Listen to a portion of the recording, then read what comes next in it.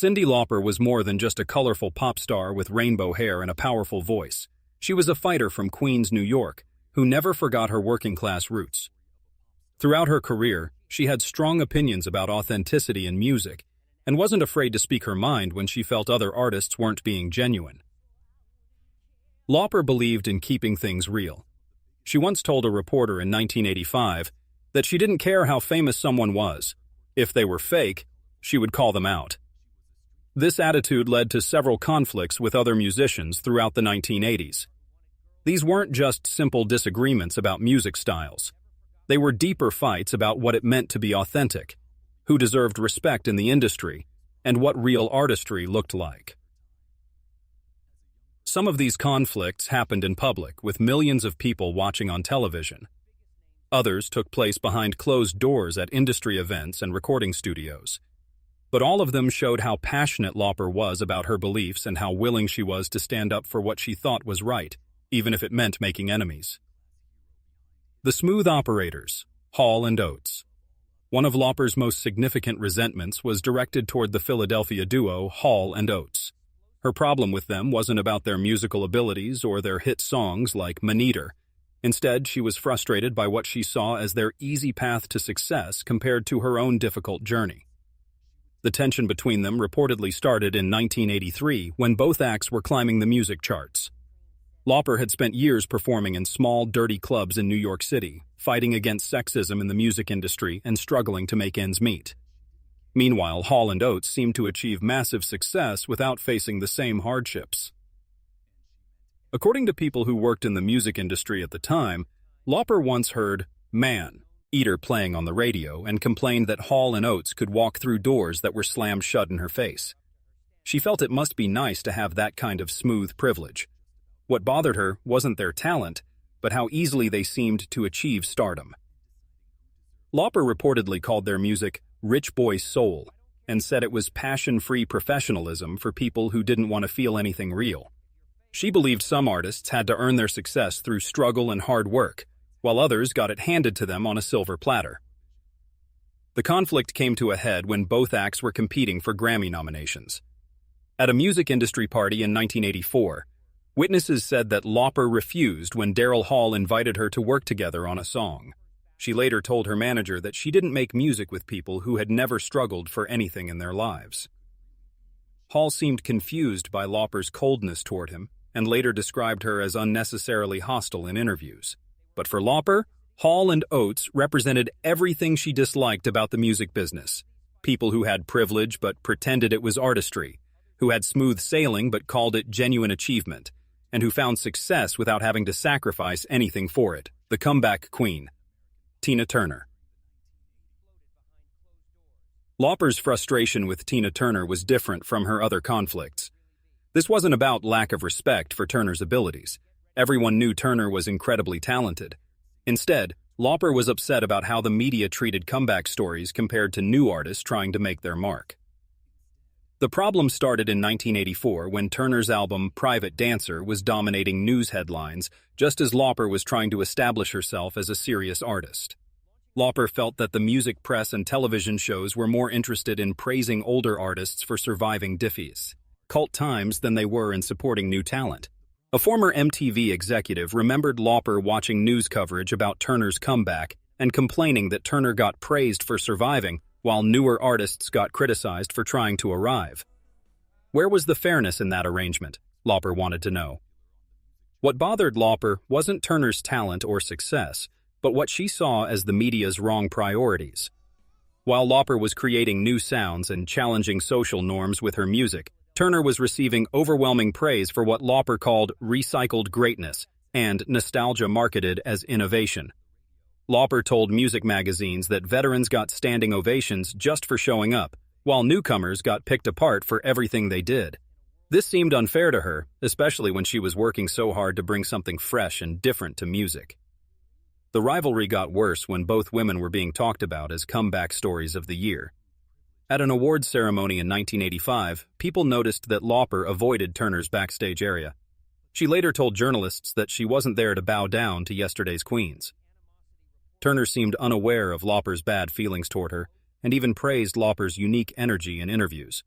But for Lauper, Turner represented the industry's backward priorities, celebrating past glories while ignoring present innovation, rewarding survival over creativity, and forcing new artists to compete with legends instead of being judged on their own revolutionary merits. The Punk Princess, Blondie. Lauper's conflict with Blondie and lead singer Debbie Harry was about authenticity and who had really earned their place in New York's punk rock scene. This was a fight about street credibility and the difference between actually living the punk lifestyle and just playing a part. The problems reportedly started in the late 1970s when both artists were part of Manhattan's underground music scene, but they approached it in very different ways. A former bartender at the famous CBGB club remembered Lauper watching Blondie perform and telling other musicians that Harry was playing Punk Princess while the rest of them were actually living it. There was a big difference, Lauper said, between visiting the scene and surviving it. What made Lauper angry wasn't Harry's success, but what she saw as Harry's distance from real struggle.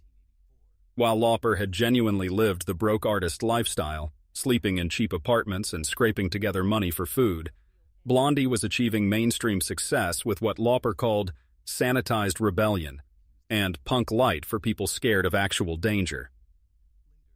Lauper told music newspapers that real punk didn't come with perfect makeup and manufactured attitude.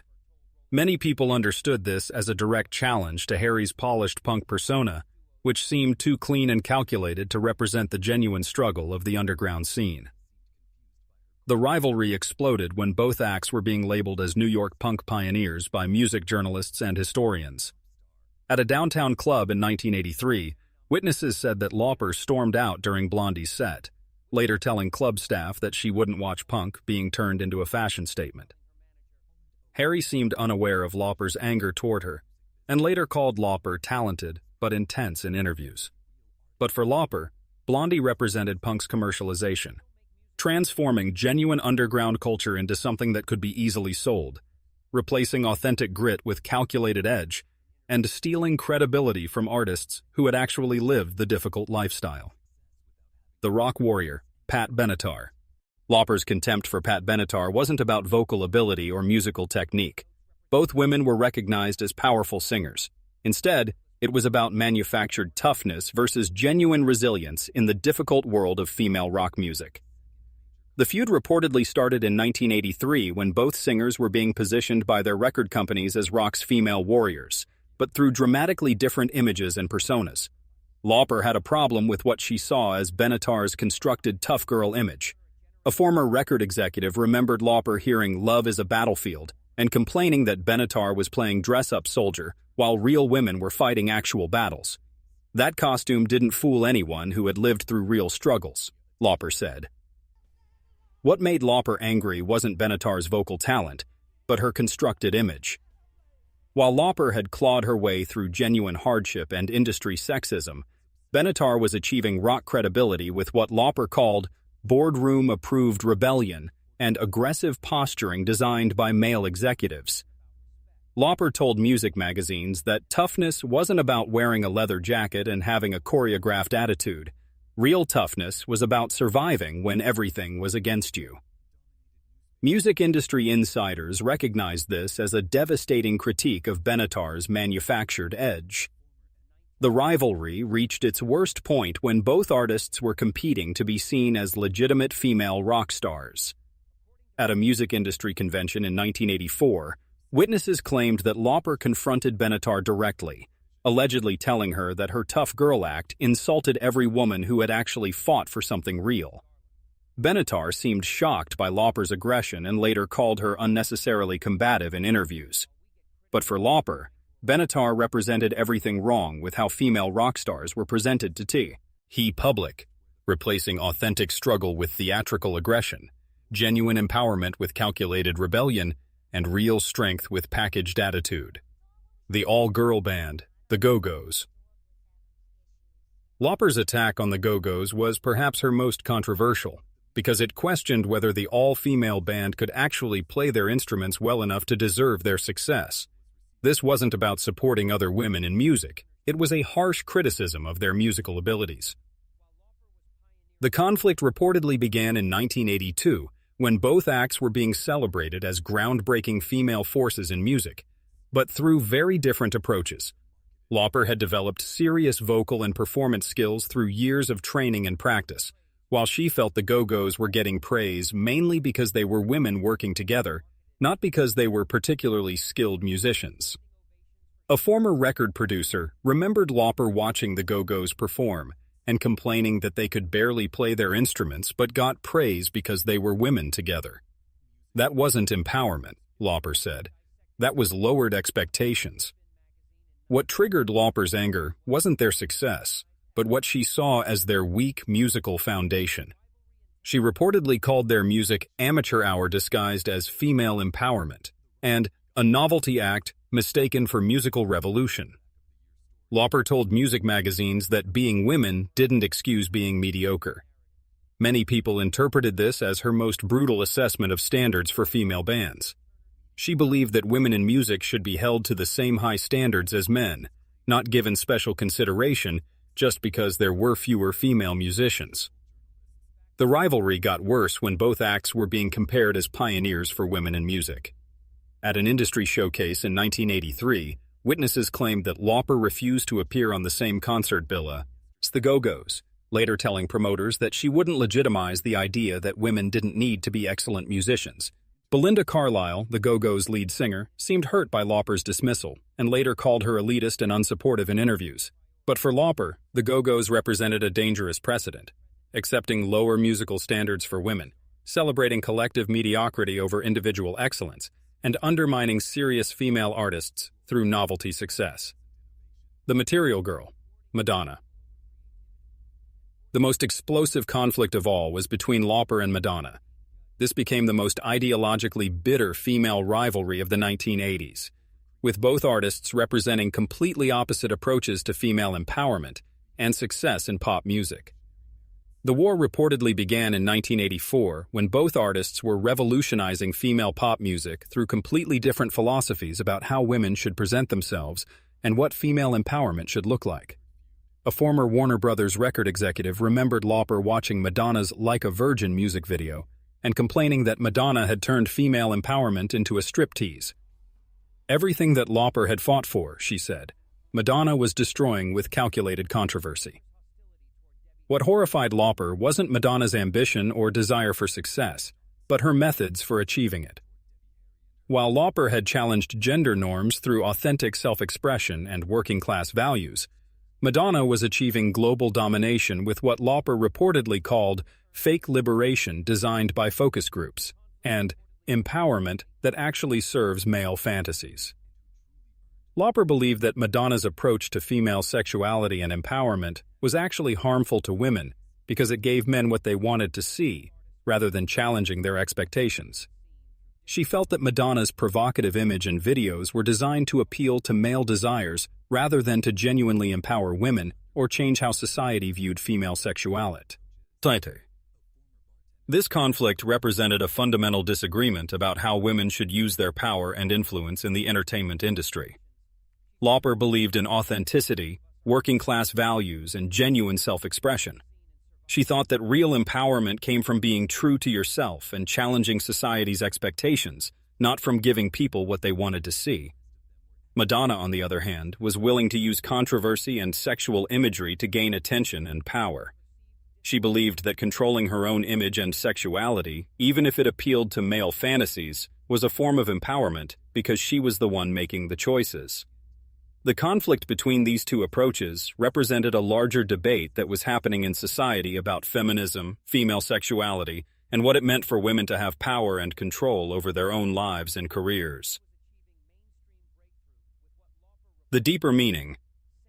All of these conflicts revealed something important about Cyndi Lauper's character and beliefs. She wasn't just picking fights with successful artists because she was jealous or competitive. Instead, she was fighting for her vision of what authentic artistry should look like and what it meant to truly earn success in the music industry. Lauper came from a working-class background and had struggled for years before achieving success.